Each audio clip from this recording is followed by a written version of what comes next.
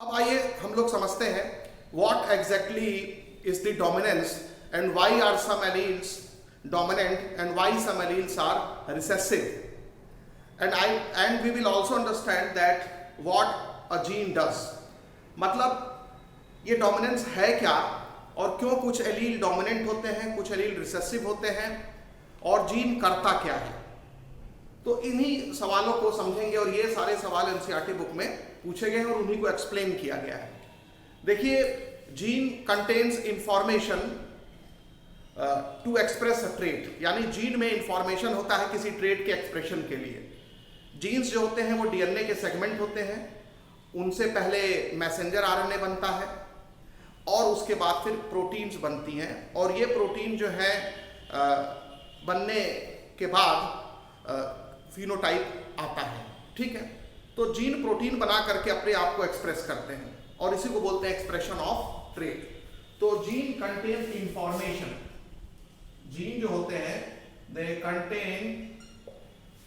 Contains information for expression of trait, ठीक है। तो और जो डिप्लॉयड ऑर्गेनिजम्स होते हैं उनमें जीन्स पेयर में पाए जाते हैं। तो इन डिप्लॉयड ऑर्गेनिजम्स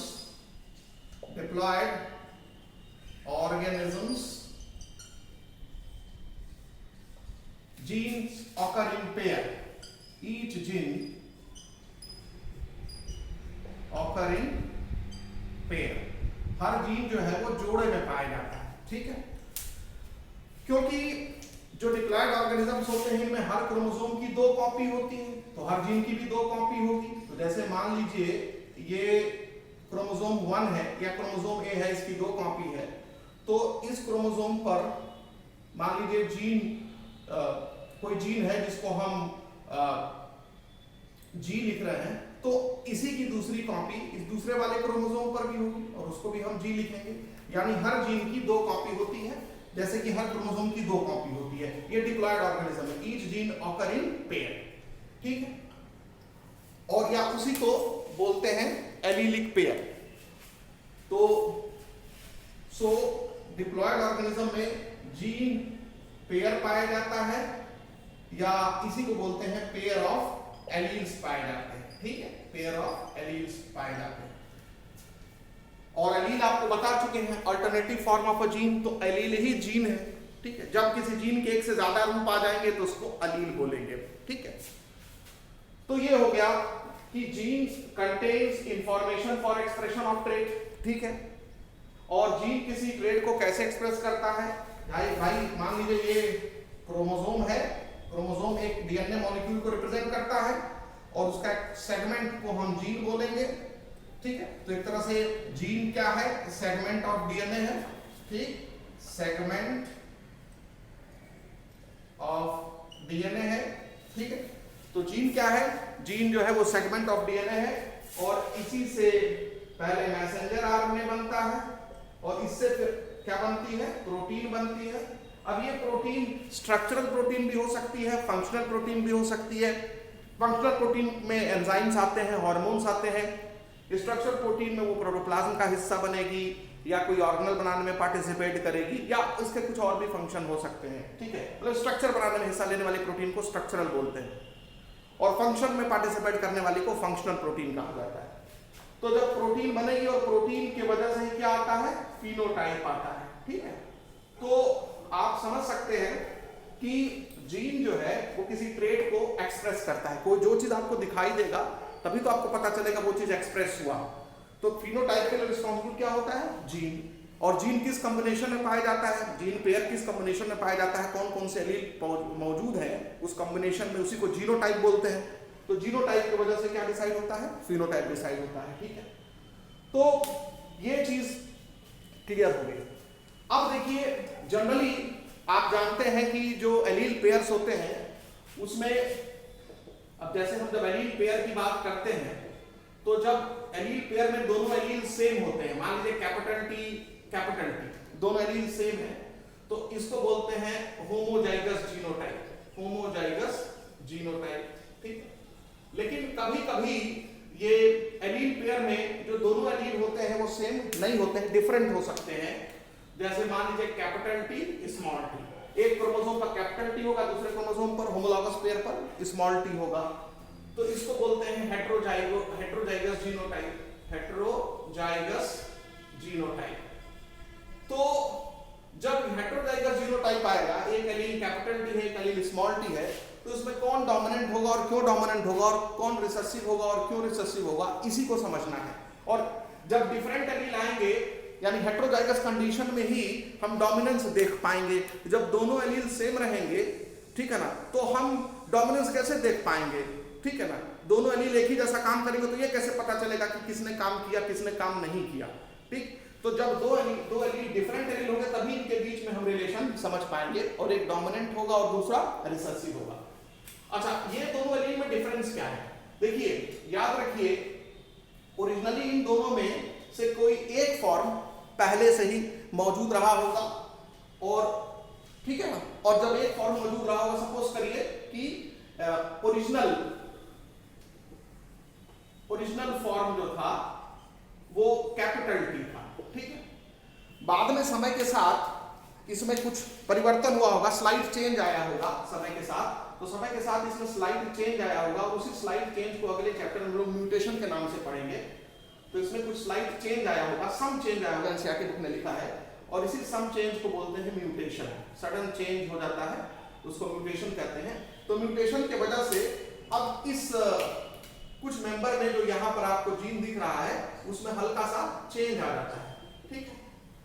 तो इसको बोल देंगे मॉडिफाइड फॉर्म। क्या बोल देंगे? Modified form. तो मॉडिफाइड फॉर्म, और ये जो मॉडिफाइड फॉर्म है यही मान लो स्मॉल टी हो गया। तो कैपिटल टी ओरिजिनल फॉर्म है, या इसी को हम नॉर्मल फॉर्म कहेंगे क्योंकि ये पहले से ही मौजूद था, या इसी को हम कह सकते हैं अनमॉडिफाइड फॉर्म, अनमॉडिफाइड फॉर्म, ठीक है। और जब इसी फॉर्म में, जीन के इस फॉर्म में इसी रूप में कुछ चेंज हो गया, थोड़ा सा छोटा चेंज हो गया, बहुत बड़ा चेंज हो जाएगा तब तो जीन ही बदल जाएगा। तो थोड़ा स्लाइट चेंज हुआ म्यूटेशन के कारण, तो मॉडिफाइड फॉर्म बन गया इसी जीन का। तो कहने का मतलब है अब इस जीन के दो फॉर्म आ गए, कैपिटल टी फॉर्म आ गया और स्मॉल टी फॉर्म आ गया, ठीक है। तो जीन के दो फॉर्म आ गए, कैपिटल टी फॉर्म और स्मॉल टी फॉर्म आ गए, और इन दोनों फॉर्म में बहुत ही माइन्यूट अंतर होता है। तो कैपिटल टी और स्मॉल टी ये दोनों ही जो फॉर्म है ये एक ही जीन के दो फॉर्म है, और तब इनको एलील बोल देंगे। अगर किसी जीन का एक से ज्यादा फॉर्म है ही नहीं है तब वहां एलील शब्द का इस्तेमाल नहीं करते। मान लीजिए कि जब किसी जीन का केवल एक ही फॉर्म होता है तब वहां कैपिटल टी या स्मॉल टी लेटर भी हम नहीं यूज करेंगे। कैपिटल टी स्मॉल टी तो हम अंतर दिखाने के लिए करते हैं किन्हीं दो चीजों में, कि अगर कैपिटल टी एक फॉर्म है तो स्मॉल टी दूसरे फॉर्म में। अगर यहाँ दो फॉर्म है ही नहीं, किसी जीन का एक ही फॉर्म रहेगा, तो फिर काहे के लिए कैपिटल टी या स्मॉल टी जो लेटर हम यूज करेंगे? वहां कौन डोमिनेंट और कौन रिसेसिव होगा? कोई नहीं, एक ही रूप ही दिख रहा है। तो याद रखिएगा। तो जब किसी जीन के एक से ज्यादा फॉर्म आ जाते हैं तब हम कंपैरिजन करते हैं, और तब देखते हैं कौन एक्सप्रेस हो रहा है कौन नहीं एक्सप्रेस हो रहा, कौन डोमिनेंट है कौन रिसेसिव है, और तब एक को इंडिकेट करते हैं कैपिटल टी से और दूसरे को इंडिकेट करते हैं स्मॉल टी से, कैपिटल लेटर से और स्मॉल लेटर से। यहाँ हम टी इसलिए यूज करेंगे कि हमने टी सिंबल यूज किया है, डोमिनेंट के लिए कैपिटल टी और रिसेसिव के लिए स्मॉल टी। तो आपको समझ में आ गया कि जो एलील पेयर होते हैं उसमें जो दो डिफरेंट एलील्स आते हैं, ठीक है ना, डिफरेंट एलील आते हैं, उसमें एक एलील जो है वो ओरिजिनल होता है, ओरिजिनल फॉर्म होता है जीन का, या नॉर्मल फॉर्म होता है, या अनमॉडिफाइड फॉर्म होता है जीन का, और जो दूसरा एलील होता है वो मॉडिफाइड फॉर्म होता है। और जाहिर सी बात है इस एलील में जब कुछ मॉडिफिकेशन हुआ होगा जिससे कि ये दूसरा फॉर्म बना होगा, तो इसके फंक्शन में भी कुछ चेंज आया होगा, या नहीं भी चेंज आ सकता है। कई बार कुछ परिवर्तन ऐसे होते हैं, मतलब कुछ ऑल्टरेशन ऐसे होते हैं जिससे कि बहुत ज्यादा प्रभाव नहीं पड़ता। तो माइनर चेंज, इतना ज्यादा माइनर चेंज है कि इस जीन के एक्सप्रेशन में कोई फर्क ही नहीं पड़ा, तो वो एनसीईआरटी बुक समझाती है। तो ये बात आपको क्लियर हो जानी चाहिए कि जो मॉडिफाइड फॉर्म होता है, मान लेते हैं कि जो ओरिजिनल फॉर्म होता है, अब मैं यहां समझाता हूं। जो ओरिजिनल फॉर्म होता है एलील का, मान लीजिए कैपिटल टी एलील है और ये ओरिजिनल फॉर्म है, ये ओरिजिनल फॉर्म है। तो ओरिजिनल फॉर्म मान लेते हैं ये एक प्रोटीन को एक्सप्रेस करता है, ये एक एंजाइम बनाता है, तो इससे एक एंजाइम बनता है, फंक्शनल एंजाइम बनता है, फंक्शनल एंजाइम बनता है। और इस फंक्शनल एंजाइम की वजह से एक सबस्ट्रेट होता है S, वो प्रोडक्ट में चेंज हो जाता है। तो ये फंक्शनल एंजाइम क्या करता है, एक सबस्ट्रेट को प्रोडक्ट में चेंज कर देता है। ठीक, तो इसका मतलब हुआ कि इन दो एलील में से जो अनमॉडिफाइड एलील है, ओरिजिनल एलील है या नॉर्मल एलील है, जिसको हम कैपिटल T लेटर से डिनोट किए हैं, वो क्या करता है, एक फंक्शनल एंजाइम बनाता है। फंक्शनल एंजाइम प्रोटीन्स होते हैं और वो सबस्ट्रेट को प्रोडक्ट में चेंज करता है, जिससे कोई फिनोटाइप आता है। लेकिन जब समय के साथ इसमें कोई परिवर्तन हो जाता है म्यूटेशन की वजह से, तो अब मान लेते हैं कि इसमें मॉडिफिकेशन हो गया। अब जब इसमें मॉडिफिकेशन होगा, ध्यान से समझिएगा, तो जब इसमें मॉडिफिकेशन होगा, स्लाइड चेंज हो गया तो म्यूटेशन की वजह से, तो अब ये स्मॉल टी एलील में चेंज हो गया। ठीक है, अब जब स्मॉल टी एलील में चेंज हो गया due to slight change, mutation के कारण, म्यूटेशन के, यहां पर एनसीईआरटी बुक में म्यूटेशन टर्म इस्तेमाल नहीं किया है, अगले चैप्टर में बताएगा।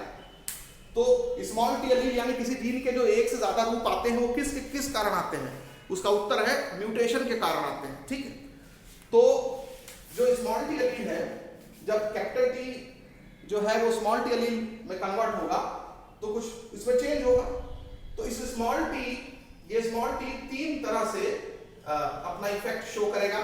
या तो स्मॉल टी से जो एंजाइम बनेगा वो फंक्शनली रहेगा या थोड़ा सा कम फंक्शनल होगा। मतलब कहते हैं ना कि ज्यादा प्रोटीन बना रहा है या थोड़ा कम प्रोटीन बनेगा, पहले ज्यादा प्रोटीन बन रहा था, अभी थोड़ा कम प्रोटीन बनेगा। तो ये चीज आपको ध्यान रखना है कि लेस, तो ये नॉर्मल या लेस एफिशिएंट एंजाइम बनाएगा,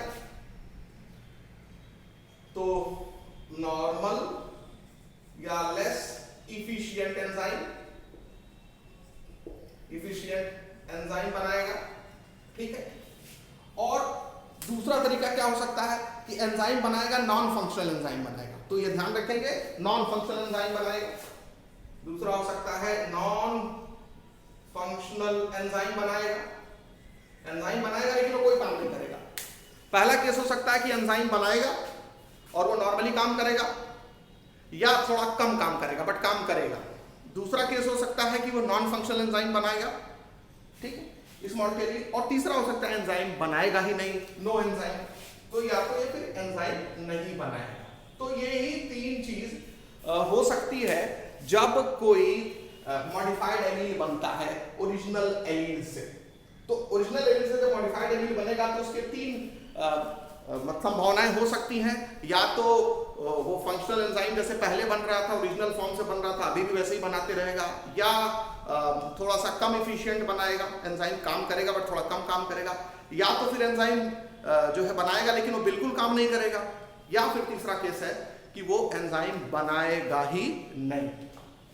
तो आप देखेंगे कि अगर मॉडिफाइड एलील नॉर्मल एंजाइम बना रहा है या लेस इफिशिएंसी का एंजाइम बना रहा है तो फिनोटाइप प्रभावित नहीं होगा। मतलब जो पहले ओरिजिनल फॉर्म वाला एलील यानी कैपिटल टी एलील जो काम कर रहा था, स्मॉल टी एलील भी वही काम कर रहा है, तो फिनोटाइप चेंज नहीं हुआ। तो वहां पर फिर हम उसको रिसेसिव एलील नहीं बोलेंगे, क्योंकि वो भी अपने आप को एक्सप्रेस कर रहा है और वो भी अपना क्या कर रहा है, एंजाइम बना रहा है, और वो भी सेम फिनोटाइप दिखा रहा है जैसे ये वाला एलील दिखा रहा है। यानी ये म्यूटेशन हुआ है लेकिन इस म्यूटेशन में बहुत प्रभाव नहीं पड़ा है, इसलिए इसको साइलेंट म्यूटेशन कहेंगे। क्या कहेंगे? साइलेंट म्यूटेशन कहेंगे। तो अगर एक मॉडिफाइड एलील ओरिजिनल एलील जैसा ही एक्सप्रेशन दिखाता है तो वहां पर फिर डोमिनेंट और रिसेसिव टर्म हम क्यों इस्तेमाल करेंगे, ठीक है। और ये साइलेंट म्यूटेशन की वजह से हुआ कि भैया एक फॉर्म है जीन का, उससे जब दूसरा फॉर्म बना और दूसरा फॉर्म के फंक्शन में कोई अंतर नहीं दिख रहा है, तो कैसा डोमिनेंट और कैसा रिसेसिव टर्म यहां पर हम यूज करेंगे? नहीं करेंगे। लेकिन अगर मॉडिफिकेशन होने के बाद एलील से नॉन फंक्शनल एंजाइम बन रहा है या एंजाइम नहीं बन रहा है, तो फिर एसपी में चेंज नहीं हो पाएगा, सबस्ट्रेट प्रोडक्ट में चेंज नहीं हो पाएगा। तब हम कहेंगे भैया ये जो मॉडिफिकेशन हुआ है इससे फिनोटाइप बदल गया है, ठीक। तो इसलिए ये ध्यान रखेंगे कि अगर एक फॉर्म है एलील का और दूसरा फॉर्म है एलील का, इसमें जो फॉर्म, ठीक है, जो फॉर्म सबस्ट्रेट को प्रोडक्ट में चेंज कर पा रहा है, मतलब आप देख सकते हैं फंक्शनल एंजाइम ये बनाया और इसने सबस्ट्रेट को प्रोडक्ट में चेंज कर दिया, तो और उसी के वजह से क्या आ गया, फिनोटाइप एक्सप्रेशन आ गया, मतलब expression of phenotype, expression of phenotype एक फॉर्म से हुआ। लेकिन यदि कोई मॉडिफाइड एलील से अगर नॉन फंक्शनल एंजाइम बनता है, नॉन फंक्शनल एंजाइम बनता है, ठीक है, या कोई एंजाइम नहीं बनता है, इन दोनों ही केस में S जो है वो P में चेंज नहीं हो पाएगा, S P में चेंज नहीं हो पाएगा, और इसके वजह से no expression of phenotype, no expression of phenotype, ठीक है, तो फिनोटाइप का एक्सप्रेशन नहीं होगा, ठीक है, क्योंकि इस एंजाइम के कारण ही ना SP में चेंज हो रहा है। तो जब अगर इसका कोई, इसमें अगर मॉडिफिकेशन हुआ है, इसमें कोई ऑल्टरेशन हुआ है म्यूटेशन के कारण, कुछ चेंज के कारण, और उसके बाद ये म्यूटेटेड एलील जो है वो नॉन फंक्शनल एंजाइम बना रहा है, एंजाइम नहीं बना रहा है, तो एक्सप्रेशन नहीं होगा फिनोटाइप का। तो उस केस में हम जो एक एलील है उसको डोमिनेंट और दूसरे एलील को रिसेसिव कहेंगे। तो ये वाला एलील को हम कहेंगे डोमिनेंट एलील, और इस वाले एलील को कहेंगे रिसेसिव एलील। ये ध्यान रखेंगे, इसको रिसेसिव एलील कहा जाएगा। तो इस तरह से आपको समझा दिया गया कि कोई एलील डोमिनेंट या रिसेसिव कब कहा जाता है। अगर मॉडिफाइड एलील नॉर्मल या लेस एफिशिएंट एंजाइम बना रहा है, तो इससे भी सबस्ट्रेट जो है वो प्रोडक्ट में चेंज हो जाएगा और फिनोटाइप नहीं बदलेगा। इसका मतलब कि अगर एक ऐसा म्यूटेशन जिससे बनने वाला जो दूसरा फॉर्म है किसी जीन का या एलील का, उसके फिनोटाइपिक एक्सप्रेशन में अगर कोई परिवर्तन नहीं आ रहा है तो उसको साइलेंट म्यूटेशन कहा जाएगा। समझ में आया? लेकिन अगर ये बाकी दो चीजें हो रही हैं, नॉन फंक्शनल एंजाइम बन गया या कोई एंजाइम नहीं बना, तो इन दो केस में फिनोटाइप जो है वो नहीं आएगा और फिनोटाइप का एक्सप्रेशन नहीं होगा और इस एलील को रिसेसिव बोलेंगे। जब हम लोग इनहेरिटेंस ऑफ वन जीन पढ़ते हैं, जैसा कि मेंडल ने एक्सपेरिमेंट करके कंक्लूजन दिया, तो उससे पता चलता है कि किसी डिप्लॉयड ऑर्गेनिज्म में या डिप्लॉयड पी प्लांट में जब हम मोनोहाइब्रिड क्रॉस कराते हैं तो जो दो पेरेंट इस्तेमाल किए जाते हैं अलग अलग ट्रेट वाले, उनके क्रॉस से जो F1 प्रोजीनी बनती है उसमें सिर्फ एक ही पेरेंट का ट्रेट एक्सप्रेस होता है, और जब F2 जनरेशन बनाते हैं F1 प्रोजीनी के सेल्फिंग से, सेल्फ पॉलिनेशन से, वहां पर फिर आप दोनों पेरेंट के ट्रेट का एक्सप्रेशन देखते हैं, यानी दोनों ट्रेट दिख जाते हैं जो कि पेरेंट्स दोनों पेरेंट में मौजूद हैं। लेकिन जब इस मेंडल के मोनोहाइब्रिड क्रॉस को पी प्लांट के अलावा दूसरे प्लांट पर परफॉर्म किया गया कुछ दूसरे ट्रेट्स को कंसीडर करके, तो कुछ केसेस में आपको ये डोमिनेंस वाली चीज नहीं मिली, और जो चीज मिली उसको इनकम्प्लीट डोमिनेंस कहा जाता है। तो आइए हम समझते हैं इनकम्प्लीट डोमिनेंस क्या है। तो अब हम लोग समझेंगे इनकम्प्लीट डोमिनेंस, इनकम्प्लीट डोमिनेंस, ठीक। इनकम्प्लीट डोमिनेंस में आपको यह ध्यान रखना होगा कि जो प्लांट है जब उसका मोनोहाइब्रिड क्रॉस कराते हैं, ठीक जैसे मेंडल ने पी प्लांट पर कराया, तो अगर दो पेरेंट अलग अलग ट्रेट वाले लेते हैं तो F1 जनरेशन में दोनों ही पेरेंट के ट्रेट के बीच वाला ट्रेट आता है, इंटरमीडिएट ट्रेट आता है, उसको इन बिटवीन ट्रेट्स कहा जाता है, ठीक है। जबकि जो मेंडेलियन इनहेरिटेंस था उसमें दो पेरेंट अलग अलग ट्रेट वाले लेते थे, तो F1 जनरेशन में या F1 प्रोजीन में सिर्फ एक पेरेंट का ट्रेट आता था। लेकिन यहां पर इनकम्प्लीट डोमिनेंस में दोनों पेरेंट में से किसी का ट्रेट नहीं आता है F1 प्रोजीनी में, और जो ट्रेट आता है वो दोनों पेरेंट के ट्रेट के का बीच का ट्रेट होता है, इंटरमीडिएट ट्रेट होता है या इन बिटवीन ट्रेट होता है, ठीक। और F2 जनरेशन जब बनता है F1 प्रोजीनी के सेल्फिंग से, सेल्फ पॉलिनेशन से, तो दोनों पेरेंट के ट्रेट भी आते हैं और वो जो F1 प्रोजीनी का ट्रेट है वो भी आ जाता है। यानी 3 ट्रेट आपको ऑब्जर्व होते हैं F2 प्रोजीनी में जब हम मोनो हाइब्रिड क्रॉस कराते हैं। तो पहले तो ये देख लें कि इनकम्प्लीट डोमिनेंस किसमें कॉमनली ऑब्जर्व किया गया या देखा गया। तो डॉग फ्लावर में कराया गया, जिसको स्नैपड्रैगन के नाम से जाना जाता है। कॉमन नेम उसका स्नैपड्रैगन है, डॉग फ्लावर है, और उसका जो बॉटनिकल नेम है एंटीराहिनम उसका नाम है। तो आइए इसको हम लोग लिख लेते हैं, ठीक है। तो it is seen in incomplete dominance is seen in dog flower, plant का नाम है डॉग फ्लावर, या इसी को स्नैप ड्रैगन कहा जाता है, और इसी का बॉटनिकल नेम जो होता है वो एंटीराहिनम प्लांट, ठीक है। तो एंटीराहिनम नाम के प्लांट में ये इनकम्प्लीट डोमिनेंस देखा जाता है। इसमें 2 तरह के फ्लावर कलर वाले पेरेंट्स के बीच में क्रॉस कराया जाता है। रेड फ्लावर वाला एक पेरेंट लिया और व्हाइट फ्लावर वाला दूसरा पेरेंट लिया। तो एक पेरेंट रेड फ्लावर वाला है, दूसरा पेरेंट व्हाइट फ्लावर वाला है। दोनों ही ट्रू ब्रीडिंग है, मतलब अपने कैरेक्टर के लिए क्या है, प्योर है। तो true breeding red flower parent is crossed with true breeding white flower parent, ठीक है। तो ये ट्रू ब्रीडिंग होंगे, मतलब प्योर होंगे। ट्रू ब्रीडिंग हम समझा चुके हैं, इसका मतलब होता है प्योर। तो एक प्योर रेड फ्लावर वाले पेरेंट का क्रॉस एक प्योर या ट्रू ब्रीडिंग व्हाइट फ्लावर वाले पेरेंट से जब कराया जाता है, तो जो F1 प्रोजीनी होती है उसमें जो फिनोटाइप आता है वो ना तो रेड आता है, उसका फ्लावर ना तो रेड होता है ना ही व्हाइट होता है, उसका फ्लावर पिंक होता है। तो पिंक फ्लावर वाला प्लांट बनता है। तो आप ये ध्यान रखेंगे, जो F1 प्रोजीनी होती है उसमें जो ट्रेट आता है वो इन बिटवीन आता है। In trait is in between the traits of parent.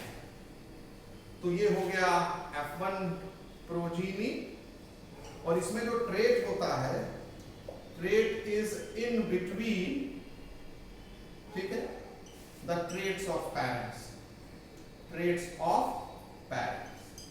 तो जो पेरेंट्स के ट्रेट होते हैं उनके बीच का ट्रेट आता है, इसको इंटरमीडिएट ट्रेट कहा जाता है। ये बात समझ में आ गई। और जब इन पिंक फ्लावर प्लांट की जब सेल्फिंग कराई जाती है, और इसको एक सिंबल से दिखाने की कोशिश की गई, सिंबल भी ध्यान रखना। इसको एनसीईआरटी बुक में मान लो RR कंसीडर, डिप्लॉयड प्लांट है तो हर एलिमेंट की 2 कॉपी होगी, तो RR कंसीडर किया, इसको स्मॉल r कंसीडर किया, ठीक है। और जब ये दोनों साथ साथ आते हैं तो इधर से कैपिटल R, इधर से स्मॉल r आएगा, तो कैपिटल R स्मॉल r इसका जीनोटाइप। तो capital R genotype red flower वाले प्लांट का है, small r genotype white flower वाले प्लांट का है। और जब F1 प्रोजीनी आती है तो उसका पिंक फ्लावर वाला प्लांट बनता है। F1 प्रोजीनी पिंक फ्लावर वाले प्लांट की होती है, और इसमें जो जीनोटाइप होगा कैपिटल R स्मॉल r होगा, ठीक है। अब F2 जब जनरेशन हम ऑब्जर्व करते हैं, यानी जब हम F2 जनरेशन इसका ऑब्जर्व करेंगे, तो इसकी जब हम सेल्फिंग कराएंगे, ठीक है, तो यानी सेल्फ पॉलिनेशन कराएंगे, तो यहीं पर मैं लिख देता हूं, यहां जगह नहीं है। तो जब इसकी हम सेल्फिंग कराएंगे यानी सेल्फ पॉलिनेशन कराएंगे F2 प्रोजीनी के F1 प्रोजीनी की, तो F2 प्रोजीनी आएगी, ठीक है। और ये जो F2 प्रोजीनी आएगी, ये 3 तरह की F2 प्रोजीनी आएगी। इसमें 3 तरह की F2 प्रोजीनी आएगी। इसमें कुछ जो F2 प्रोजीनी होगी वो रेड फ्लावर वाली होगी, रेड फ्लावर प्लांट कुछ बनेंगे ऐसे प्लांट जिनसे लाल फूल निकलेगा, कुछ से पिंक फ्लावर निकलेगा कुछ प्लांट से, और कुछ प्लांट से जो है वो व्हाइट फ्लावर निकलेगा, व्हाइट फ्लावर प्लांट, ठीक है। ये क्लियर हो गया। तो ये हो गया F2 प्रोजीनी। तो आप देखेंगे जो F2 प्रोजीनी है वो उसमें दोनों ही पेरेंट के ट्रेट्स, एक पैरेंट का ट्रेट रेड फ्लावर था, दूसरे पैरेंट का ट्रेट व्हाइट फ्लावर था, तो इसमें भी एक कुछ प्रोजेनी रेड फ्लावर वाली है, कुछ प्रोजेनी व्हाइट फ्लावर वाली है, और कुछ प्रोजेनी में इंटरमीडिएट या इन बिटवीन ट्रेट्स भी आ रहा है। तो F2 प्रोजेनी 3 तरह का ट्रेट दिखाती है और F1 प्रोजेनी जो है वो इंटरमीडिएट ट्रेट दिखाती है। तो यही है इनकम्प्लीट डोमिनेंस, यानी कि अगर डोमिनेंस होता तो F1 प्रोजेनी पूरी की पूरी रेड होती और जो F2 प्रोजेनी होती उसमें रेड और व्हाइट पाए जाते, इंटरमीडिएट ट्रेट नहीं आता। लेकिन यहाँ इनकम्प्लीट डोमिनेंस है, यानी कि पूरी तरह से प्रभावी नहीं है जो R एलील है, और ये R एलील जो कैपिटल R एलील है उसका एक्सप्रेशन ज्यादा हो रहा है, स्मॉल r एलील का एक्सप्रेशन कम हो रहा है। ऐसा नहीं कि इसका एक्सप्रेशन नहीं हो रहा है, तो स्मॉल r एलील अपनी भी प्रोटीन बना रहा है और कैपिटल R एलील अपनी भी प्रोटीन बना रहा है। इसकी प्रोटीन ज्यादा बन रही है, इसकी प्रोटीन कम बन रही है, और दोनों प्रोटीन जो है वो एक तरह से ब्लेंड हो रही है। तो रेड में जब व्हाइट आप मिलाते हैं, कलर आप करिए, लाल रंग लीजिए, व्हाइट लीजिए, और लाल में जब थोड़ा व्हाइट मिलाते जाएंगे तो उसका लालिमा कम होती जाती है, थोड़ा पिंक होने लगता है। तो इन दोनों का एक्सप्रेशन हुआ है, इसका ज्यादा हुआ है, इसका कम हुआ है, मतलब कैपिटल R एलील का एक्सप्रेशन ज्यादा हुआ है, स्मॉल r एलील का एक्सप्रेशन कम हुआ है। तो इसलिए पूरी तरह से डोमिनेंट नहीं हुआ कैपिटल R स्मॉल r पर, वो इनकम्प्लीट डोमिनेंट रहा। तो इसलिए यहाँ पर इनकम्प्लीट डोमिनेंट शब्द का इस्तेमाल किया गया है, टर्म का इस्तेमाल किया गया है। तो ये समझ में आ गया। और जो रेशियो आता है, वो जो रेशियो आता है इसका, ये 1:2:1 रेशियो आता है। ये 1:2:1 ये जीनोटाइपिक रेशियो भी होगा और फिनोटाइपिक रेशियो भी होगा, ये ध्यान रखेंगे। तो जीनोटाइपिक रेशियो और फिनोटाइपिक रेशियो बोथ जो होगा, ठीक है। तो ये जो 1, 4 में से 1 प्लांट, 2 में से 4 प्लांट और 1 में से 4 में से 1 प्लांट, 4 में से 2 प्लांट, 4 में से 1 प्लांट, 4 में से 1 प्लांट, ये जो रेशियो होगा ये जीनोटाइपिक एंड फिनोटाइपिक रेशियो दोनों, genotypic and phenotypic ratio both. अगर आपसे पूछे कि इनकम्प्लीट डोमिनेंस में जब मोनोहाइब्रिड क्रॉस हो रहा है, ठीक है, ये मोनोहाइब्रिड क्रॉस की बात हो रही है। कौन सा क्रॉस हो रहा है? ये मोनोहाइब्रिड क्रॉस। एक कैरेक्टर को लेकर के क्रॉस कराया जा रहा है, बाकी सारे कैरेक्टर इन दोनों में सेम है, सिर्फ फ्लावर कलर ही डिफरेंट है। तो ऐसे क्रॉस को क्या बोलेंगे? Monohybrid cross. तो फिनोटाइपिक रेशियो भी 1:2:1 आएगा F2 जनरेशन का, और जीनोटाइपिक रेशियो भी आएगा 1:2:1 F2 जनरेशन का, जब हम मोनोहाइब्रिड क्रॉस के जरिए इनकम्प्लीट डोमिनेंस दिखाने की कोशिश करेंगे, ठीक है। तो अगर आप मतलब इसको चेकर बोर्ड से भी दिखा सकते हैं, जो चेकर बोर्ड एनसीईआरटी बुक में बनाया है, तो चेकर बोर्ड अगर आप बनाना चाहें तो मैं यहाँ बना देता हूँ। जैसे आप यहाँ पर ऑब्जर्व करेंगे जो चेकर बोर्ड से, तो बहुत आसान है। देखिए आप अगर R into R लेते हैं तो F1 जनरेशन में कैपिटल R स्मॉल r बना, ये पिंक है, ठीक है, और ये रेड फ्लावर वाला है, ये व्हाइट फ्लावर वाला है, ठीक है। और जब आप सेल्फिंग कराते हैं तो चेकर बोर्ड बना दीजिए। सेल्फिंग कराते हैं तो इसमें 2 तरह के एक बनेंगे, capital R small r, female gamete बनेगा, 2 तरह के मेल गैमेट बनेंगे, कैपिटल R स्मॉल r, ठीक है, इधर मेल गैमेट लिखा, इधर फीमेल गैमेट लिखा। तो जब जीनोटाइप देखेंगे तो RR जीनोटाइप आ गया, capital R small r genotype आ गया, capital R small r genotype हो गया, स्मॉल r जीनोटाइप हो गया। तो आप देखेंगे कि ये जो फ्लावर है ये रेड हो गया, ये फ्लावर जो हो गया पिंक हो गया, मतलब ये प्लांट पिंक फ्लावर बनाएगा, ये प्लांट रेड फ्लावर बनाएगा, ये प्लांट भी पिंक फ्लावर बनाएगा, और ये प्लांट व्हाइट फ्लावर बनाएगा।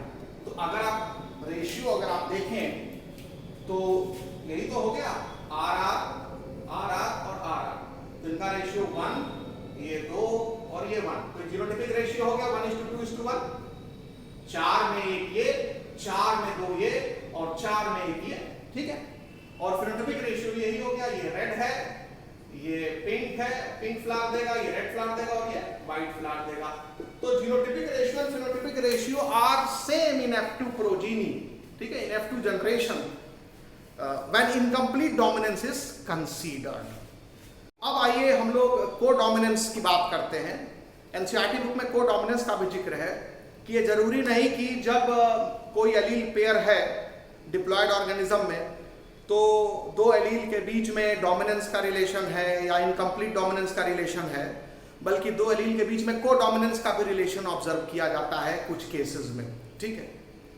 तो इनकम्प्लीट डोमिनेंस भी एक फेनोमेनन है, डोमिनेंस भी एक फेनोमेनन है, और कंप्लीट और सॉरी कोडोमिनेंस भी एक फेनोमेनन है।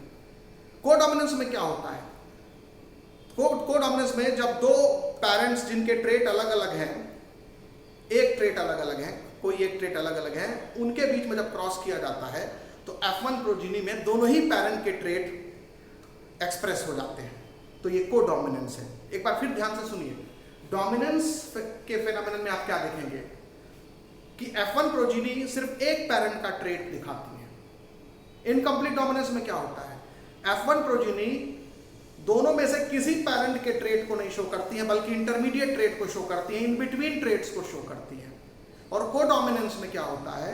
जो प्रोजीनी होती हैं वो दोनों ही पेरेंट के ट्रेट को शो करती है। तो ये बहुत बड़ा अंतर है, ठीक है, तो ये आपको ध्यान रखना पड़ेगा। तो आप F1 प्रोजीनी देखिए और पेरेंट को देखिए, यदि F1 प्रोजीनी में दोनों ही पेरेंट के ट्रेट दिख रहे हैं तो वो कोडोमिनेंस है।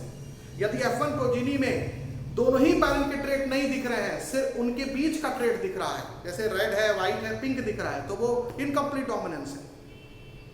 और अगर रेड और व्हाइट दोनों ही दिख रहा है प्रोजीनी में तो वो कोडोमिनेंस है।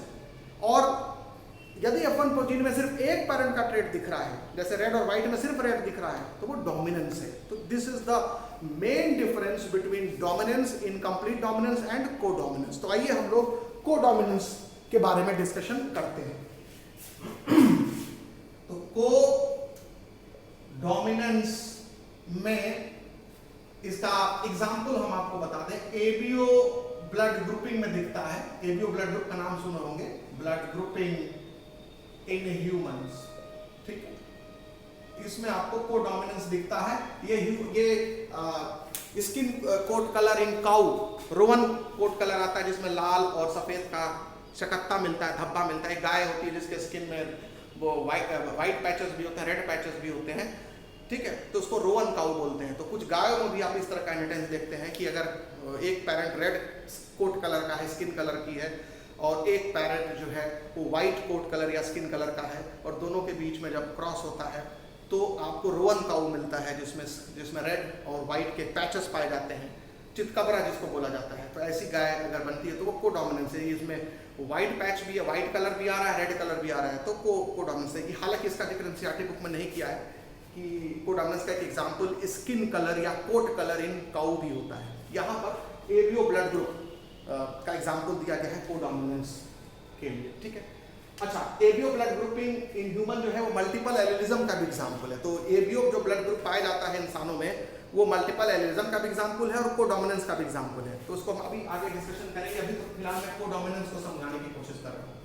तो ABO blood grouping human is also example of multiple allelism, ये भी मैं लिख दे रहा हूँ, is also example of multiple allelism, multiple allelism, ठीक है, वो आगे हम लोग डिस्कशन करेंगे। तो अगर जैसे ही एबीओ ब्लड ग्रुप पर सवाल आए तो दो चीज दिमाग में रखिएगा, ये कोडोमिनेंस का भी एग्जांपल है और मल्टीपल एलिलिज्म का भी एग्जांपल है, ठीक है। अब देखिए, तो कोडोमिनेंस में क्या होता है? कोडोमिनेंस में क्या होता है कि पेरेंट में जो ट्रेट है, यानी कि कहने का मतलब है कि जो F1 प्रोजीनी होगा, F1 प्रोजीनी होगा, ठीक है, shows traits of both parents, यानी दोनों ही पेरेंट का ट्रेट वो दिखाएगा। तो समझ जाना कि ये कौन सा फेनोमेनन है? कोडोमिनेंस का फेनोमेनन। अगर इनकम्प्लीट डोमिनेंस पूछता तो F1 progeny shows new trait and that trait is intermediate trait between both the parents, ठीक है। तो और डोमिनेंस का अगर पूछेगा तो F1 progeny shows trait of only one parent, ठीक है, तो ये हो गया। अब समझते हैं, क्योंकि ब्लड ग्रुप मल्टीपल एलिलिज्म का एग्जाम्पल है, तो जो ब्लड ग्रुप का जीन होता है उसके तीन रूप होते हैं। अगर किसी जीन के दो से ज्यादा रूप होते हैं तो इसी को बोलते हैं मल्टीपल एलिलिज्म। तो what is multiple allelism? Allelism occurrence of, ठीक है, तो occurrence of more than 2 allylic forms of a gene. तो जब ज्यादा एलिलिक फॉर्म किसी जीन के देखे जाते हैं तो उस फिनोमेनन को मल्टीपल एलिज्म कहा जाता है। तो जो जीन फॉर ब्लड ग्रुप है, जीन फॉर ब्लड ग्रुप है,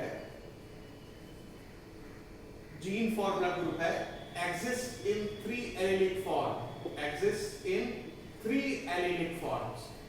उसके 3 एलिलिक फॉर्म होते हैं, capital I A, capital I B और स्मॉल आई ए। ठीक। और ये जो जीन होता है, जीन फॉर ब्लड ग्रुप है, ये जो ब्लड सेल्स होती हैं, आरबीसी होती हैं, उनके प्लाज्मा मेम्ब्रेन में वो एंटीजन बनाने में हेल्प करता है। और एंटीजन केमिकली जो एनसीईआरटी बुक लिखी है वो शुगर के चेन्स होते हैं। ठीक है, तो शुगर चेन बनाने में हेल्प करता है। शुगर मतलब पॉलीसैकेराइड का चेन होता है। तो आप ये ध्यान रखेंगे कि यहाँ पर शुगर पॉलीमर्स होते हैं। ठीक है, सरफेस से निकले रहते हैं। जैसे ये समझो, ये आरबीसी है और ये मान लो आरबीसी की प्लाज्मा मेम्ब्रेन। ठीक, ये हमने लिख दिया आरबीसी और ये क्या हो गया, प्लाज्मा मेम्ब्रेन। ठीक, और जो ब्लड ग्रुप होता है वो आरबीसी के प्लाज्मा मेम्ब्रेन से जो शुगर पॉलीमर निकले हैं उनके बेसिस पर, एंटीजन से। तो जो एंटीजन है, मान लो ये एंटीजन है और ये ऐसे निकला रहता है, प्रोट्रूड किया रहता है प्लाज्मा मेम्ब्रेन से। तो ये शुगर पॉलीमर है, sugar polymer is protruded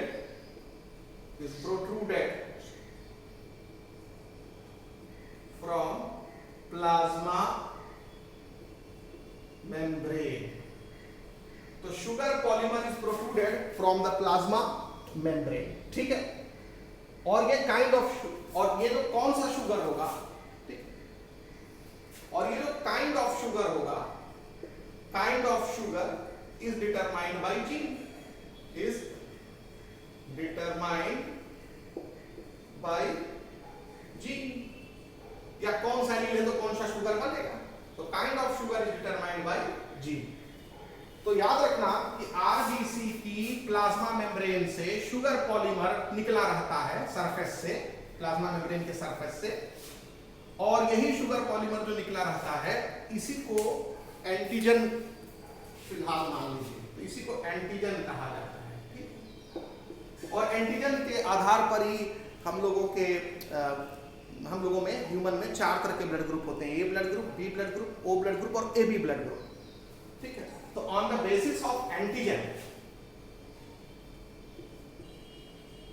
on the basis of this antigen या शुगर पॉलीमर, क्या लिखा है, kind of sugar, on the basis of antigen या काइंड ऑफ शुगर, कौन सा शुगर प्रोट्रूड करेगा, निकलेगा प्लाज्मा मेम्ब्रेन से ऊपर, blood group is of 4 type, is of 4 types. जो ब्लड ग्रुप होता है वो 4 तरह का होता है, ए, बी, ओ और A B. A blood group, B blood group, A B blood group और ओ ब्लड ग्रुप। समझ में आया? तो आप पढ़े भी होंगे 11th में कि जो ब्लड ग्रुप होता है वो 4 तरह का होता है, और ये ब्लड ग्रुप का क्लासिफिकेशन जो 4 तरह का है वो on the basis of antigens present in membrane, plasma membrane of RBC. ये वही एंटीजन का हिस्सा है, यही एंटीजन का हिस्सा है जो सरफेस से निकला हुआ है, प्लाज्मा मेम्ब्रेन के सरफेस से प्रोट्रूड हुआ है और शुगर के रूप में हुआ है। ठीक है, तो अब ये शुगर कौन सा होगा, उसमें ए एंटीजन है, बी एंटीजन है। ठीक है, 2 ही तरह के एंटीजन होते हैं। तो ये जो IA एलील होता है, इसके वजह से ए एंटीजन निकल के प्लाज्मा मेम्ब्रेन से सरफेस से बाहर आता है, और IB एलील के वजह से बी एंटीजन प्लाज्मा मेम्ब्रेन के सरफेस से निकल के बाहर आता है। ये शुगर पॉलीमर की बात हो रही। और ये जो स्मॉल आई एलील है, स्मॉल आई इसलिए क्योंकि ये दोनों डोमिनेंट है और ये क्या है, रिसेसिव है। यानी अगर इन दोनों, अगर IA और स्मॉल आई अगर साथ साथ आएंगे तो IA अपना असर दिखाएगा, IB और स्मॉल आई साथ साथ आएंगे तो IB अपना असर दिखाएगा। तो ये चूंकि स्मॉल आई एलील जो है वो IA से रिसेसिव और आईबी से भी रिसेसिव है, तो इसलिए उसको स्मॉल आई लिखा गया है। और ये नो एंटीजन, ये कोई शुगर को एक्सप्रेस नहीं करता है, नो एंटीजन। समझ में आया? और एलील आपको मालूम है क्योंकि ह्यूमन डिप्लॉयड ऑर्गेनिज्म है, तो इन तीनों में से कोई दो एलील जो हैं वो साथ साथ पाए जाएंगे। ये बात समझ में आया? तो जो कोडोमिनेंस का केस है, अब यहां पर देख लीजिए, यहां पर एक इंपॉर्टेंट चीज आपको ध्यान रखना है, ये जो तीनों एलील है इनमें क्या रिलेशन है। IA बराबर की ताकत रखता है IB से, और ये दोनों ही ज्यादा ताकत रखते हैं I से। ठीक, इसका मतलब है जब ये दोनों साथ साथ रहेंगे एलील पेयर में, तो ये भी एक्सप्रेस करेगा, ये भी एक्सप्रेस करेगा। लेकिन जब ये इसके साथ साथ में रहेगा तो सिर्फ इसका एक्सप्रेशन होगा, इसका नहीं होगा, या ये इसके साथ साथ साथ रहेगा तो सिर्फ इसका एक्सप्रेशन होगा, इसका नहीं होगा। समझ में आया? तो ये अपने आप में ही तीनों एलील के बीच में रिलेशन को समझा दे रहा है, कौन डोमिनेंट है, मतलब कौन बराबर की ताकत रखते हैं। तो ये दोनों जब बराबर की ताकत रखते हैं तो इसी को तो कोडोमिनेंस कहा जाता है। और IA स्मॉल आई से ज्यादा की ताकत रखता है, IB स्मॉल आई से ज्यादा की ताकत रखता है। मतलब ज्यादा की ताकत रखने का मतलब क्या है, वो एक्सप्रेशन करेगा, वो दूसरा वाला एक्सप्रेशन नहीं करेगा। तो ये बात हमने आपको समझा दिया है। तो शुगर का मतलब एंटीजन, तो IA एलील A एंटीजन बनाएगा, अलग टाइप का शुगर बनाएगा, IB एलील B एंटीजन बनाएगा, अलग टाइप का शुगर बनाएगा, और स्मॉल आई एलील जो है कोई शुगर नहीं बनाएगा, कोई प्रोट्रूजन नहीं निकला होगा शुगर का प्लाज्मा मेम्ब्रेन के सरफेस से। तो इस तरीके से तीन एलील हैं, और तीन एलील अलग अलग, एक ही जीन के तीन रूप हैं, और ये अलग अलग तरीके से काम करते हैं। ठीक है, अब कोडोमिनेंस को समझते हैं। कोडोमिनेंस का मतलब ये होता है कि अगर मान लो हम एक पेरेंट है जिसका ब्लड ग्रुप A है, तो पहले हम समझ लेते हैं ब्लड ग्रुप, जब इसका एक्सप्रेशन ये है तो कितने तरह के ह्यूमन पॉपुलेशन में जीनोटाइप होंगे। तो देखो IA एलील हो गया, IB एलील हो गया, और स्मॉल आई एलील हो गया। आपको मालूम है हर एलील पेयर में पाए जाए, मतलब जितने भी तीनों एलील हैं वो सिंगली नहीं पाए जाएंगे। ह्यूमन बीइंग में, डिप्लॉयड ऑर्गेनिज्म में हमेशा जीन पेयर में पाए जाते हैं, एलील पेयर में पाए जाते हैं। तो एक होगा IA, एक एलील पेयर ये हो सकता है, एक IA का पेयरिंग IB के साथ हो सकता है, और एक IA का पेयरिंग I के साथ हो सकता है। ठीक है, तो तीन तरह के ह्यूमन पॉपुलेशन में जीनोटाइप ऐसे होंगे जहां पर जिसमें कम से कम एक कैपिटल A एलील होगा ही होगा। ठीक है, IA एलील होगा ही होगा। अब यहां पर देखो जीनोटाइप IB एक जीनोटाइप हो सकता है, और एक IB हो सकता है। IB IA तो पहले ही बना चुके हैं, तो ये दो तरह के ये जीनोटाइप हो जाएंगे, और ये हो गया स्मॉल आई एक जीनोटाइप ये हो गया। तो ह्यूमन पॉपुलेशन में आप देखेंगे 3, 5, 2, 5 और 1, 6, तो टोटल 6 टाइप्स ऑफ जीनोटाइप्स मिलेंगे, 6 टाइप्स ऑफ जीनोटाइप्स मिलेंगे इन ह्यूमन पॉपुलेशन। तो अगर किसी इंसान को आप पकड़ के लाइए तो आपसे पूछा जाए कि बताओ इसमें कौन सा जीनोटाइप होगा, तो बोलेंगे भैया इसमें 6 AB ब्लड ग्रुप से संबंधित, तो इन्हीं 6 में से कोई एक उस इंसान का जीनोटाइप होगा। ठीक है, तो अगर किसी जीन के 3 एलीलिक फॉर्म है, तो कितने पॉसिबल जीनोटाइप्स होंगे? तो कितने पॉसिबल जीनोटाइप्स होंगे? 6 टाइप्स ऑफ पॉसिबल जीनोटाइप्स होंगे। ठीक है, जैसे किसी जीन के जब 2 एलीलिक फॉर्म होते हैं तो कितने टाइप के पॉसिबल जीनोटाइप्स होते हैं? 3 टाइप के। मान लो किसी जीन के 2 एलीलिक फॉर्म अगर है, 2 एलीलिक फॉर्म होंगे कैपिटल T और एक स्मॉल t। ठीक, तो अगर 2 एलीलिक फॉर्म्स हैं किसी जीन के, तो एक जीनोटाइप होगा कैपिटल T पॉपुलेशन में, एक genotype capital T small t, और एक जीनोटाइप होगा स्मॉल t। तो यही ना 3 तरह का जीनोटाइप हुआ। तो जब किसी जीन के 2 एलीलिक फॉर्म होंगे तो 3 तरह का जीनोटाइप पॉसिबल होगा। जब किसी एलील के 3 एलीलिक फॉर्म होंगे तो 6 तरह का जीनोटाइप पॉसिबल होगा। तो ब्लड ग्रुप से संबंधित कितने जीनोटाइप पॉसिबल होंगे ह्यूमन पॉपुलेशन में? तो 6 टाइप के जीनोटाइप पॉसिबल होंगे ह्यूमन पॉपुलेशन में, और जैसा जीनोटाइप होगा वैसा ही फिनोटाइप भी आएगा।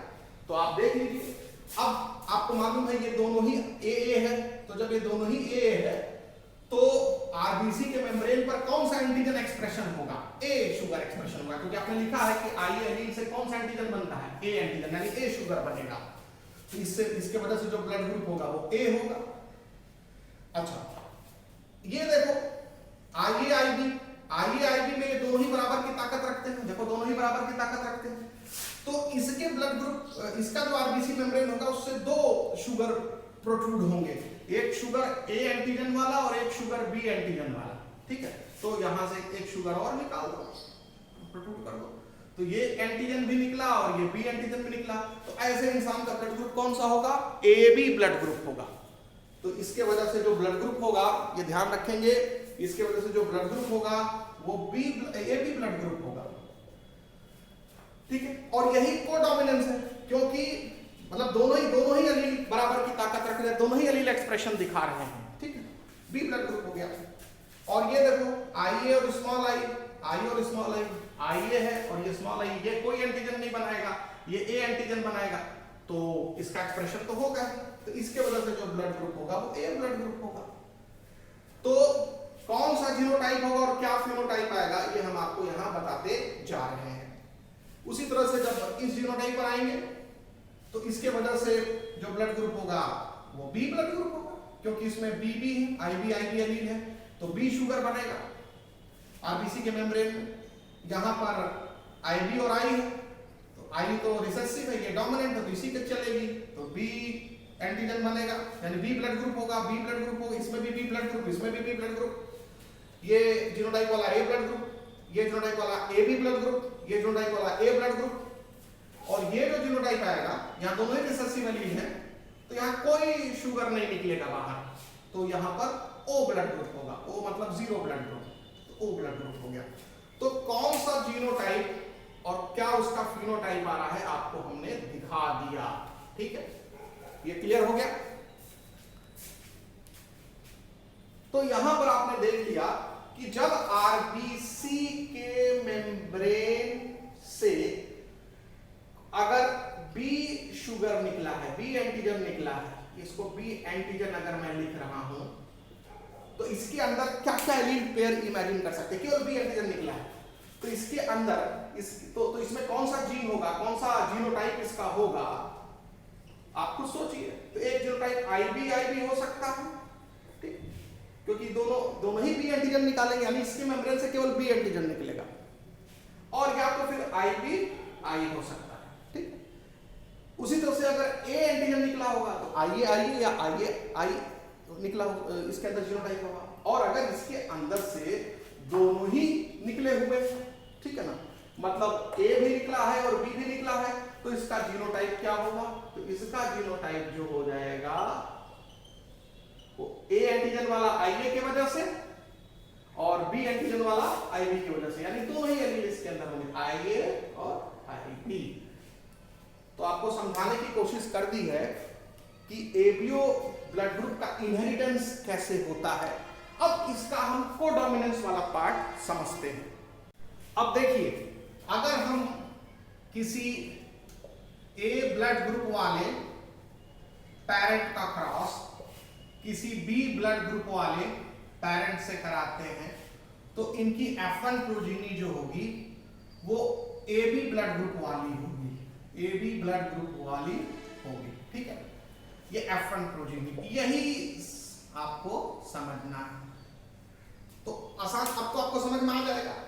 अब जब भी पेरेंट लिया जाता है तो ट्रू ब्रीडिंग लिया जाता है। ट्रू ब्रीडिंग मतलब प्योर मतलब उसमें दोनों एलील पेयर क्या होंगे, दोनों एलील क्या होंगे, एक पेयर में सेम होंगे।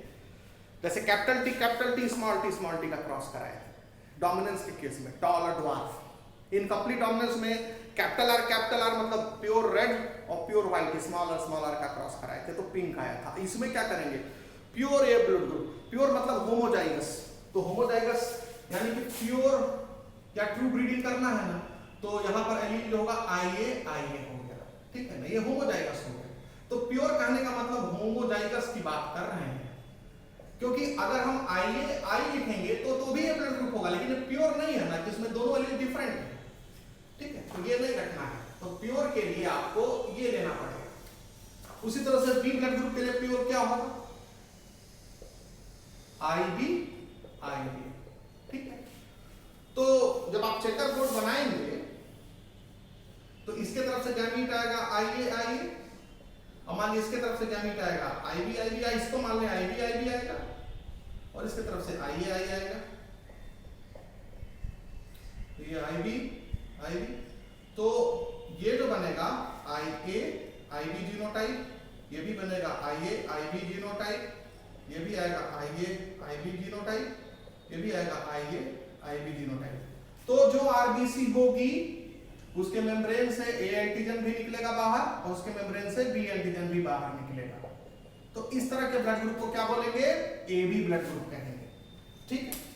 तो ऐसे ही कोई भी क्रॉस आप से पूछा जा सकता है कि मान लो ऐसे भी पूछा जा सकता है कि दो AB ब्लड ग्रुप वाले इंडिविजुअल्स के बीच में क्रॉस करेंगे तो उनकी प्रोजीनी क्या होगी।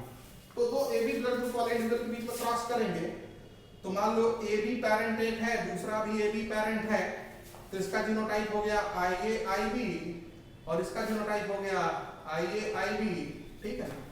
और जब इनकी प्रोजीनी देखेंगे तो जब इसका चेकर बोर्ड आप बनाएंगे, ठीक है ना, इसका जब आप चेकर बोर्ड बनाएंगे तो गैमीट हो गया IA IB, और इधर गैमीट हो गया IA IB, इसका एक गैप ये हो गया।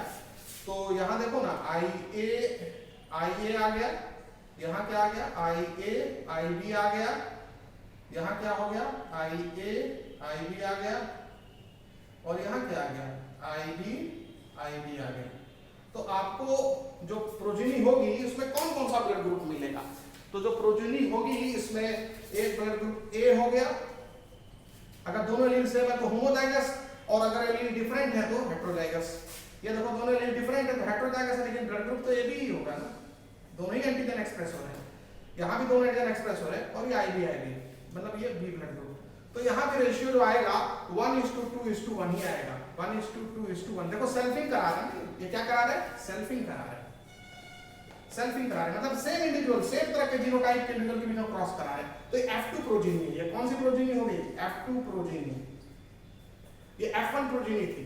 तो F1 प्रोजीनी में ध्यान से देखो, F1 जो कोडोमिनेंस होता है, अब समझो कोडोमिनेंस में भी जो जीनोटिपिक रेशियो होता है, देखो 1:2:1, और जो फिनोटिपिक रेशियो होता है, एक A ब्लड ग्रुप, एक A ब्लड ग्रुप, दो AB ब्लड ग्रुप वाले और एक B ब्लड ग्रुप वाले, यानी कितने तरह के फिनोटाइप दिख रहे हैं? 3 तरह के फिनोटाइप दिख रहे हैं। क्या रेशियो है? 1:2:1। जीनोटाइप का क्या रेशियो है? 1:2:1। तो कोडोमिनेंस में F2 genotypic and phenotypic ratio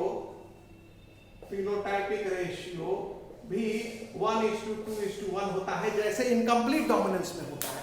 incomplete dominance में भी जो F2 रेशियो होता है, याद करिए रेड, पिंक और व्हाइट फ्लावर का, वो अगर जीनोटाइप देखोगे तो भी 1:2:1 आएगा, फिनोटाइपिक रेशियो देखोगे तो भी 1:2:1 आएगा, मोनोहाइब्रिड क्रॉस में, यानी एक कैरेक्टर को लेकर के क्रॉस कराने पर।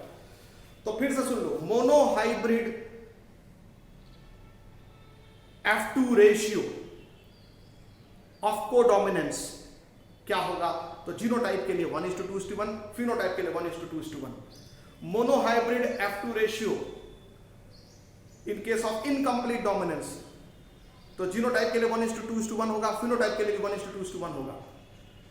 लेकिन monohybrid F2 ratio in case of dominance, तो वहां पर फिनोटाइप के लिए होगा 3:1 और जीनोटाइप के लिए होगा 1:2:1, ठीक है। तो यहां पर ये आपको ध्यान रखना है। तो फिलहाल ब्लड ग्रुप जो है वो मल्टीपल एलिज्म का भी एग्जांपल है, समझा दिए, और ब्लड ग्रुप जो है वो कोडोमिनेंस का भी एग्जांपल है। कोडोमिनेंस में जब प्योर दो पेरेंट के बीच में क्रॉस कराते हैं अलग अलग ट्रेट वाले, तो जो F1 प्रोजीनी होती है वो दोनों ही पेरेंट के ट्रेट्स को एक्सप्रेस करता है। मतलब इसमें अगर A एंटीजन शुगर के सरफेस, A एंटीजन निकला है RBC के सरफेस से, इसमें B एंटीजन निकला है RBC के सरफेस से, तो इसके RBC के सरफेस से A एंटीजन भी निकलेगा, B एंटीजन भी निकलेगा, ठीक। और जब इनकी सेल्फिंग कराई जाती है, सेल्फिंग मतलब सेम इनके बाकी दूसरे आपस में ही इनके बीच में रिप्रोडक्शन कराया जाता है सिबलिंग्स के बीच में, तो F2 प्रोजीनी आती है। और यहाँ पर जो आपको रेशियो मिलता है जीनोटिपिक और फिनोटिपिक रेशियो वो सेम होता है 1:2:1, जैसे कि इनकम्प्लीट डोमिनेंस का जो F2 रेशियो होता है, ठीक है। तो ये आप भूलिएगा नहीं। यहाँ एक चीज ध्यान रखिएगा कि जब हम किसी इंडिविजुअल की स्टडी करते हैं तो उसमें किसी जीन के 2 ही एलीलिक फॉर्म हमेशा आपको दिखेंगे, लेकिन जब आप किसी पॉपुलेशन की स्टडी करेंगे तब जाकर के आपको मल्टीपल एलीलिज्म समझ में आएगा। जैसे ऐसे समझिए हमारी बात, मान लीजिए एक इंडिविजुअल है जिसका जीनोटाइप है IAIB, एक दूसरा इंडिविजुअल है जिसका जीनोटाइप है IA, एक और इंडिविजुअल है जिसका जीनोटाइप है ID, एक और इंडिविजुअल है जिसका जीनोटाइप है IBI, एक और इंडिविजुअल है जिसका जीनोटाइप है IAI। तो ये हो गया पॉपुलेशन। ये हम बात कर रहे हैं, जब सबकी स्टडी करेंगे तो बोलेंगे हम पॉपुलेशन की स्टडी कर रहे हैं, ठीक है। और इसमें से एक मेंबर जो हो गया वो कोई इंडिविजुअल हो गया, ठीक है। तो जब आप किसी इंडिविजुअल की स्टडी करेंगे, इसकी स्टडी करिए, चाहे इसकी स्टडी करिए, चाहे किसी की स्टडी करिए, तो जब आप किसी एक इंडिविजुअल की स्टडी करेंगे तो आप इसमें कितने एलील पाएंगे? 2 ही एलील पाएंगे। इसमें भी कितने एलील पाएंगे? 2 ही एलील पाएंगे। इसमें भी कितने एलील पाएंगे? 2 ही एलील पाएंगे। इसमें भी कितने एलील पाएंगे? 2 ही एलील पाएंगे। तो जब आप किसी इंडिविजुअल की स्टडी करेंगे तो आपको उसमें 2 ही एलील दिखेंगे किसी एक जीन का, यानी ब्लड ग्रुप के जीन का सिर्फ 2 ही एलील दिखेगा इंडिविजुअल में। तो अगर आप किसी एक इंडिविजुअल को पढ़ करके भूल जाइए, दूसरे इंडिविजुअल को पढ़िए फिर उसको भूल जाइए, तो आपको लगेगा कि हर इंडिविजुअल में ब्लड ग्रुप के जीन के 2 एलील होते हैं। तो सही है, 2 एलील होते हैं। तो आप क्या देंगे, आपसे पूछा जाए तो बताओ भाई ब्लड ग्रुप जीन के कितने एलीलिक फॉर्म होते हैं? तो आप कहेंगे 2 एलीलिक फॉर्म होते हैं। नहीं, जब आप पूरे पॉपुलेशन को पढ़ेंगे तो आपसे पूछा जाए कि पॉपुलेशन में ब्लड ग्रुप जीन से संबंधित कितने एलील आपने देखे, तो आप बोलेंगे हमने एक IA देखा, हमने एक IB देखा और हमने एक IB देखा। तो मल्टीपल एलीलिज्म तभी आप ऑब्जर्व कर पाएंगे जब पूरे पॉपुलेशन की स्टडी करेंगे। केवल एक इंडिविजुअल की स्टडी करेंगे तब तो आपको हमेशा लगेगा कि जीन के 2 ही रूप मौजूद होते हैं। तो किसी इंडिविजुअल में जीन के 2 ही रूप आपको दिखेंगे, लेकिन जब आप पॉपुलेशन की स्टडी करेंगे तब आपको मल्टीपल एलीलिज्म, किसी जीन के कई रूप, 2 से ज्यादा रूप भी दिख सकते हैं अगर होंगे तो अगर आपको मल्टीपल एलीलिज्म की स्टडी करनी है तो आपको 1 या 2 इंडिविजुअल तक ही अपने को सीमित नहीं रखना पड़ेगा, आपको पूरे पॉपुलेशन की स्टडी करनी पड़ेगी, तब जाकर के वो आपको कई उसके और रूप भी दिखाई दे सकते हैं अगर होंगे तो। ये बात समझ में आ गई?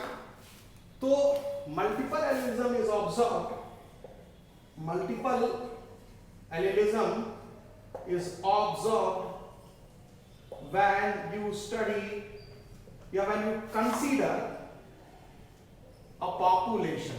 आप जब एक पॉपुलेशन की स्टडी करते हैं या पॉपुलेशन को कंसीडर करते हैं तो उसमें आपको मल्टीपल एलीलिज्म ऑब्जर्व होता है। लेकिन यदि आप किसी इंडिविजुअल की स्टडी करेंगे तो उसमें कहां से मल्टीपल एलीलिज्म देख पाएंगे? उसमें तो एक जीन के 2 ही एलीलिक फॉर्म दिखेंगे ना, क्योंकि डिप्लॉयड ऑर्गेनिज्म है। तो डिप्लॉयड ऑर्गेनिज्म में हमेशा एक जीन के 2 ही रूप दिखेंगे, तो वहां कहां से मल्टीपल एलीलिज्म आप डिफाइन कर पाएंगे? तो उसके लिए आपको पॉपुलेशन की स्टडी करनी पड़ेगी। ये चीज एनसीईआरटी को समझाता है। अच्छा, अब यहां पर एक बात और एनसीईआरटी को समझाने की कोशिश करता है कि एक ही जीन के जो 2 एलील पेयर्स होते हैं उनके बीच में इनकम्प्लीट डोमिनेंस और डोमिनेंस दोनों देखा जाता है, अलग अलग ट्रेट को अगर हम ध्यान में रखें तो। कैसे, जरा समझिए। जैसे मान लीजिए स्टार्च सिंथेसिस का जो जीन होता है इन पी प्लांट, तो स्टार्च सिंथेसिस जो जीन है उसके 2 एलीलिक फॉर्म्स होते हैं, एक कैपिटल बी एलील और दूसरा स्मॉल बी एलील। ठीक है, जो कैपिटल बी एलील होता है वो मोर एफिशिएंट होता है स्टार्च सिंथेसिस में, तो मोर स्टार्च, ये ज्यादा स्टार्च बनाता है, इसकी वजह से ज्यादा स्टार्च बनता है, और स्मॉल बी एलील की वजह से कम स्टार्च बनता है, लेस स्टार्च बनता है। ठीक है, क्योंकि ये लेस इफिशिएंट एलील है, इसका एक्सप्रेशन अच्छा नहीं होता है बट कम होता है, और इसका एक्सप्रेशन ज्यादा होता है, तो मोर इफिशिएंट होता है, स्टार्च सिंथेसिस को अगर हम ध्यान में रखें तो मोर एफिशिएंट, ये लेस एफिशिएंट। तो small B allele less efficient इस वजह से लेस स्टार्च बनाता है, और capital B allele more efficient है इसीलिए मोर स्टार्च बनता है। ठीक है, अब यहां पर ये ऑब्जर्व किया गया कि जब जीनोटाइप, जब किसी जीन के 2 एलीलिक फॉर्म होंगे तो कितने जीनोटाइप होंगे? 3 तरह के जीनोटाइप होंगे।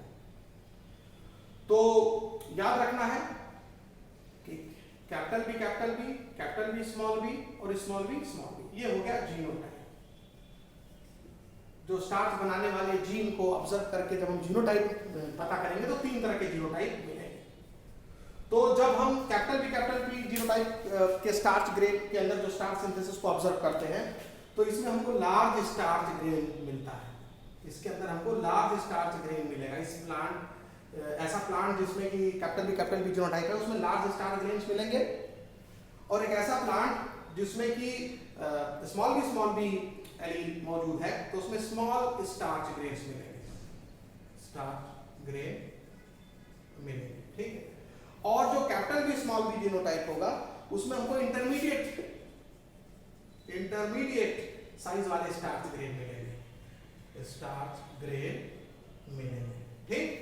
इसका मतलब ये हुआ कि अगर स्टार्च ग्रेन के साइज को ध्यान में रख के अगर हम क्रॉस कराएं, एक monohybrid cross capital B small B true parent है, ये लार्ज स्टार्च ग्रेन वाला पेरेंट है, ये स्मॉल स्टार्च ग्रेन वाला पेरेंट है, तो F1 प्रोजीनी में ये जीनोटाइप जाएगा और उससे ना तो इस पेरेंट का एक्सप्रेशन आएगा ना तो इस पेरेंट का एक्सप्रेशन आएगा, एक नया एक्सप्रेशन आएगा जो कि इंटरमीडिएट स्टार्च ग्रेन। ये स्टार्च ग्रेन देख लो बड़ा साइज का है, ठीक है, और ये स्टार्च ग्रेन जो है ये छोटे साइज वाला है, और इसका स्टार्च ग्रेन जो है वो इंटरमीडिएट साइज वाला है।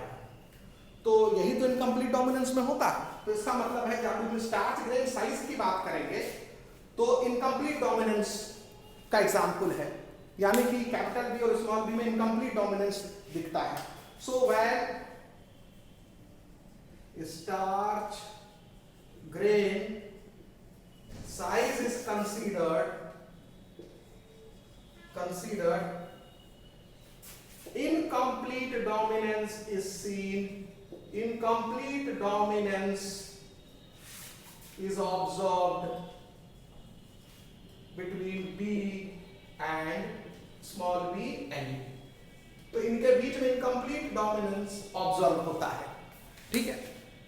तो ये आपको ध्यान रखना पड़ेगा जब स्टार्च ग्रेन के साइज की बात करते हैं तो कैपिटल बी और स्मॉल बी के बीच में इनकम्प्लीट डोमिनेंस हम ऑब्जर्व करते हैं, ठीक है। अच्छा, जब ये सीड, क्योंकि स्टार्च सीड के अंदर ही बनता है, तो जब हम सीड को मैच्योर होने के बाद देखेंगे तो आफ्टर मैच्योरेशन जो इसका सीड होगा वो राउंड शेप होगा, राउंड शेप होगा। जो कैपिटल बी स्मॉल बी वाला सीड होगा वो भी राउंड शेप होगा, वो भी राउंड होगा, ठीक है, वो भी राउंड होगा। लेकिन जो स्मॉल स्टार्च ग्रेन वाला सीड होगा वो रिंकल्ड सीड होगा, वो रिंकल्ड सीड होगा, रिंकल्ड सीड होगा। इसका मतलब है कि सीड के शेप की बात अगर करें, हम सीड के शेप की बात करें तो कैपिटल बी स्मॉल बी का जो सीड होगा राउंड होगा, और स्मॉल बी जो सीड होगा वो रिंकल्ड सीड होगा। तो when seed shape is considered, so when seed shape is considered, dominance is observed।